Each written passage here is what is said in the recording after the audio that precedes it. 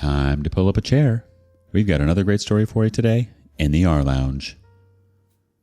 Today in the rLounge, there's no simple villains or heroes here. Just people in really weird, tough spots trying to figure out what the heck just happened. Let's peel back the onion, shall we? Up first, it's easy to overlook how much someone can suck the life out of you when you're focused on all the things you think you're supposed to do. I, the maid of honor, just found out the bride talked crap behind my back the entire wedding day, but still had me plan or pay for everything. I was asked to be maid of honor by a friend of mine who I've had a rocky past with. She doesn't really have anyone close in her life that lasts longer than a few years, and she also changes jobs every few months because she is high conflict and causes drama constantly. She thrives off of it. In hindsight, I should have said no, especially knowing this was her and the groom's third engagement, so off and on. But I agreed and took everything so seriously. Bridezilla was an understatement. She changed the members of the bridal party 5 times, so I constantly had to track down new people. Her bridal shower had to be at this one very specific country club that was expensive. She changed the date of the actual wedding and forgot to tell me for months, and it was on a Friday, so I had to request off work. Nothing I bought was good enough, and she always requested more. She changed my dress color after I bought it. She also just stopped talking to me unless it was about the wedding, and had no idea what was going on in my personal life. I paid for just about everything because the people she kept inviting in the bridal party were younger than us, early 20s. I'm 27, bride is 33, and have no stable income. I have a good job and am smart with my money, but even for me, it was really difficult. I'm talking about $6,000 on this dang wedding as maid of honor, and I'm trying to plan my own soon too. Well, day of the wedding comes. I made sure she has a bunch of custom gifts, a day of bag, my speech was beautiful, etc. But she was so rude to me the entire day. She has a new BFF she met about 4 months before the wedding, and they are attached at the hip. And all she wanted to do was talk to her. But whatever, I was super busy handling everything, so I tried to ignore it. Wedding comes and goes. She leaves to go to the after party with her new BFF, and I stay behind to clean up the entire venue with the help of my boyfriend after, and we go home. Well, I get a call today from her cousin who was also in the wedding party, who I really bonded with over this awful experience. She told me that she didn't want to say anything to me, but she thinks I deserve to know because I'm already buying Christmas gifts for the bride and her kids. Her cousin tells me that every time I left the bridal suite the day of the wedding, the bride would announce to everyone in the room that she couldn't stand me. I wish she weren't even here. I'm so effing annoying. She also has a separate group chat with her sisters and cousins and continues to talk crap on me there. Mind you, she just sent me a Christmas list for her kids last week. Everything is already bought and wrapped. I feel so hurt and so used, and honestly really stupid. I just blocked her on everything. I don't want to even message her because I know she'll somehow twist it around and make it my fault. Too long didn't read. Bride talked crap on me the entire wedding and continues to do so, but hasn't said anything to my face, and still expects me to buy Christmas gifts for her kids. Edit to add, I'm seeing a lot of comments saying this is on me for missing and ignoring red flags, and I 100% agree. I should have gone more into the backstory, but it's super complicated and long, so I left it out. I used to be the stepmother of her oldest son, so her ex is also my ex, and he's a huge piece of crap, but that's a story for another day. And I'm extremely bonded to the kiddo. I was in his life from 9 months old, and she's allowed me to still be involved in his life for the past 4+ years, even after I left the relationship. He's 7 now. So a huge part of me feels this immense, incredible debt to her, and I will always appreciate her keeping me in her son's life. She didn't have to do that. But as my friend, kids aside, she's incredibly selfish and toxic, and I should have made better boundaries and kept my guard up. But wow, that's easier said than done when kids are involved. Edit to add too. I also meant that I spent $6,000 on the bridal shower, bachelorette, and gifts, etc. I did not pay for the actual wedding venue itself, but $6,000 of my own money still for wedding-related things. Edit to add 3. I appreciate everyone's advice. I was more or less venting on this post. I know I'm not blameless in this and definitely let it drag on too long because I was and am scared that once I upset Bridezilla, I lose access to being a part of her children's lives. However, I agree that it's not healthy for me to continue to be in contact with her, and her children are better off not seeing me being used as a doormat by their mother. I blocked her number and do not plan on interacting with her ever again. Time to just move on and focus on my own healing for once. All the comments pretty much tell her to drop their friendship. Update, 7 weeks later. Hi everyone. This post definitely blew up more than I was expecting, so I wanted to give a quick update. After this happened, a few things that some of you said to me really stuck with me. I was looking at all of this from the perspective of not wanting to lose access to the children of the bride, who I love deeply, but I was not realizing that by allowing their mother to treat me poorly, that I was modeling for the kids how to treat their own loved ones. That really was a light bulb moment for me, and I realized that I needed to cut ties. I initially told her that I needed space from her because of the way she has treated me as a friend, which she did not take well, and I had to block her number and delete her off social media to stop her from berating me with texts. Once I did that, it was insane how much better I felt. I truly didn't realize how much time and energy she took out of me every single day. I felt like a little weight was lifted from my chest, and I wasn't filled with anxiety about whatever drama she'd constantly call or text me about. I had no idea how much she had slowly taken from me across the course of our friendship. It was like being free of an emotional vampire. However, despite feeling so much better, I still felt that I needed closure regarding the kids, who I do love and miss. I needed to know in my heart that I did everything I could for them to know none of this is their fault. I decided to drop off their presents I had already bought at their front doorstep and left a note letting her know that I was informed she spoke poorly about me in front of her children during her wedding day, and that I simply cannot accept that disrespect anymore. It was very short and sweet, and I didn't go into much more detail than that. I also told her that I had no interest in reigniting any type of friendship, that this was my closure, and I do not want her to contact me further. Apparently, she immediately took to social media and began making dozens of posts or TikTok videos denying everything, as well as involving the kids in the videos. So sad.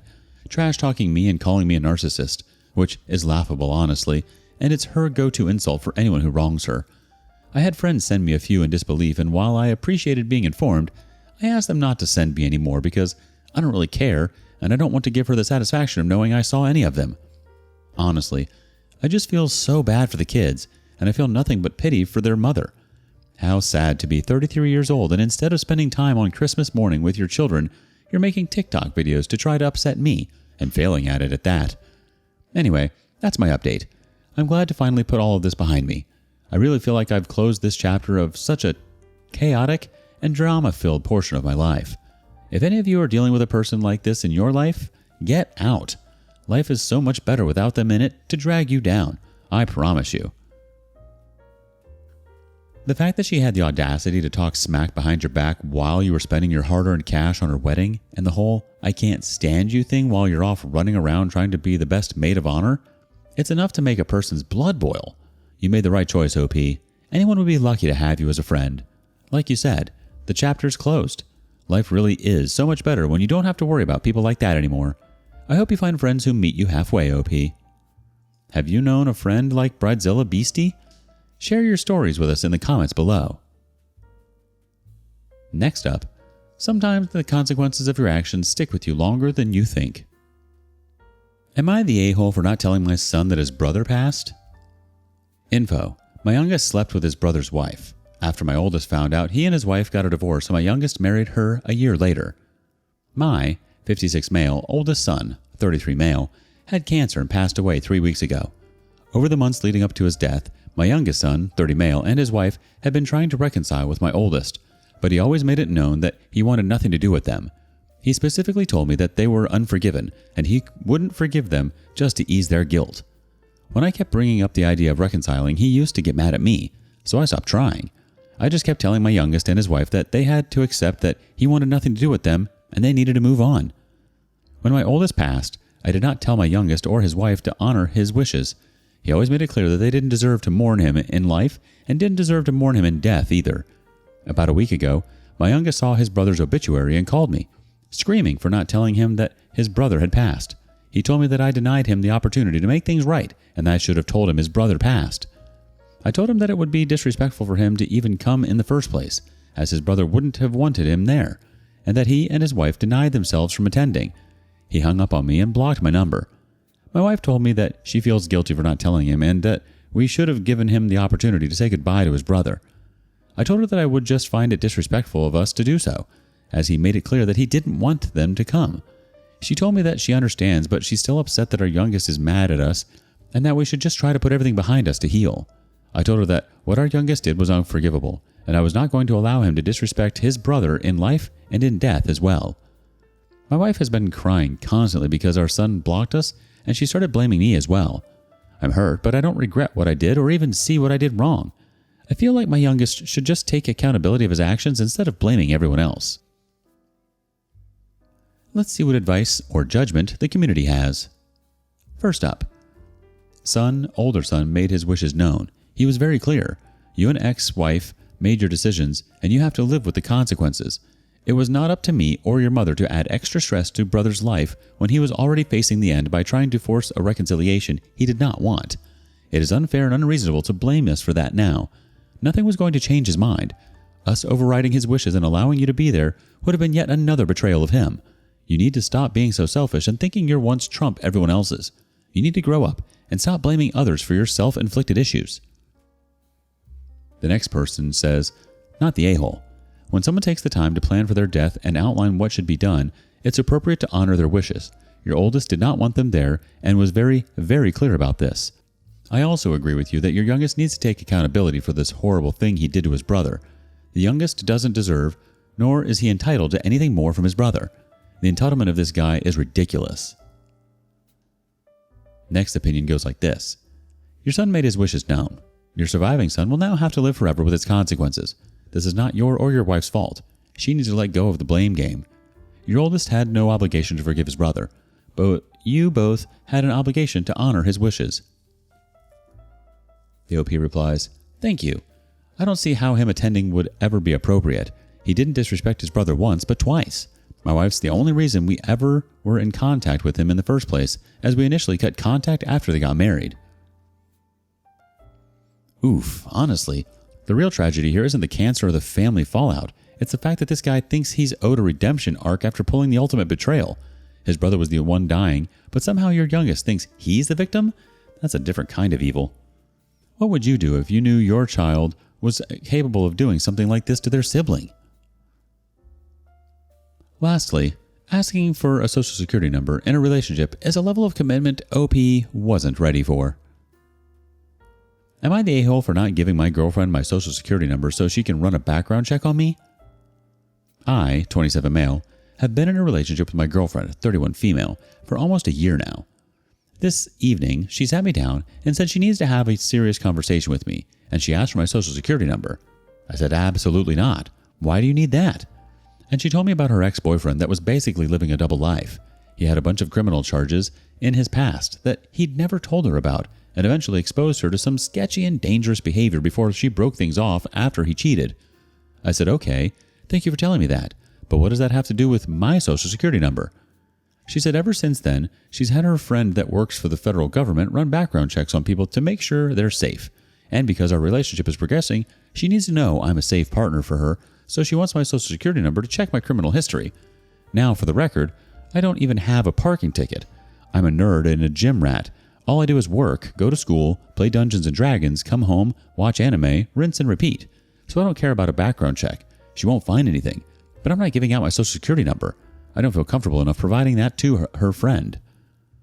When I said that, she got upset and said I don't understand what women go through and it's about safety. And I admitted she's right. I have no idea what women go through. But that doesn't mean I'm giving my social security number out to a complete stranger. She says he isn't a stranger. He's one of her best friends and married to a close friend of hers. And I said, honey, that's great, but I don't know him. I don't trust him because I don't know him. That's my information you're asking for. You can trust him with your personal information if you want, but no one I don't know is getting my social security number or critical details. It's just not happening. And she said that our relationship isn't going to be able to progress unless I give him my social security number because she needs to know that she's safe, and she's offended that I don't trust her taste in friends. I got up and left at that point and told her I respect her concerns, but her past trauma doesn't give her the right to try and strong-arm me into giving out sensitive information to someone I don't know just because he works for the federal government and has access to a database. I used to work for the federal government, so I can say from experience, everyone working there isn't some wonderful person. I'm not assuming he's a monster or anything, but just working for the feds doesn't prove anything to me. She called me insensitive and hasn't spoken to me since. Personally, I feel like she was gaslighting me into giving her what she wants, but I'm not sure. All the comments tell him she is trying to scam him, and that you don't even need a social security number to do a background check. Update 3 days later. After reading the comments, I've been getting over the last few days, I decided to call her on New Year's Eve and give things one last chance because I'm the type of person that needs to know I did everything I could before I walk away from a relationship. And some people said she has valid concerns. She just went about them the wrong way, which made sense. I told her I understand and respect your need to ensure your safety, but I'm not willing to potentially compromise my safety to make you feel safe by handing over my social security number to someone I don't know and don't trust. And it's illegal for him to even use a federal database for personal reasons. So that's out. But what I will do is pay for a background check of your choosing, so long as it's a legitimate service, and give you the results. I will not be providing my social security number to anyone but my address, date of birth, etc. All are fair game. She refused and said that she has chosen a background check and that's having her friend do it because she knows that she can trust him. So I said, if that's how you feel and you won't budge, then the issue here is trust. And I'm not willing to stay in a relationship with a woman that doesn't trust me because of some crap that doesn't have anything to do with me. I'm not paying for another man's sins, and I'm not giving you my social security number because your ex was a criminal. She started crying and asking why I can't understand that it's not about me, it's about her. And I said, you made it about me when you asked for my social security number. She got pissed and started accusing me of lying about caring about her safety and saying if I really cared, then I'd have no problem doing this because I don't understand how vulnerable women are in society. So I said I was willing to work with you up to a reasonable point, but now you're just trying to manipulate me, and I don't feel safe being with you anymore. Because if this is how you react when you don't get your way about having a social security number, what happens the next time when we have a major disagreement or a serious situation comes up? Are you going to keep crying to try and get your way, or throw out another ultimatum to try and force me into doing what you want? She started saying that as a man, I can't understand what it's like to go through life as a woman and have to be afraid, and that this is what she has to do for her safety and security, and I need to just respect that and give her what she needs for her comfort. I was like, I tried to compromise. You wouldn't accept it. There's nothing more to say here. And to be clear, I wasn't exactly calm. I have severe anxiety, so this was a really, really hard conversation for me to have. I was actively pacing around my house and sweating and forcing words out the entire time. Then she started crying and asking about New Year's because we were supposed to spend it with her parents. I said, you should have thought about that before you tried to strong-arm me into getting your way. This isn't an everyone stood up and applauded moment. That's just how things went. I hung up, and now we're over. Obviously, I'm hurt, but I'm realizing I dodged a bullet because there's no reason crap should have gotten this effing messy. And before anyone tries to jump me in the comments, again, I offered to pay for the check. She refused because it wasn't the test she wanted. I feel like I made a good faith effort to resolve things. Hate to ring in the new year without a kiss under the mistletoe, but it is what it is. I don't know if she really is that concerned I'm some lunatic criminal, or if she's trying to scam me like a lot of you said. Either way, it's over now. Let's see what they had to say. First one said, scam, scam, scam, scam, scam, scam, scam. The next person says, oh yeah, even if she did have a friend that works with federal databases, he'd be mental to help her like that and ruin his life.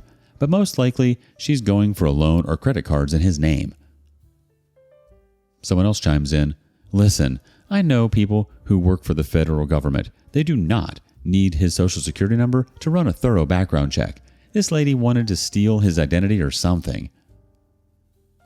The next person says, this is where my mind went. You don't need someone's social security number to run a background check. You don't even need someone who works for the federal government.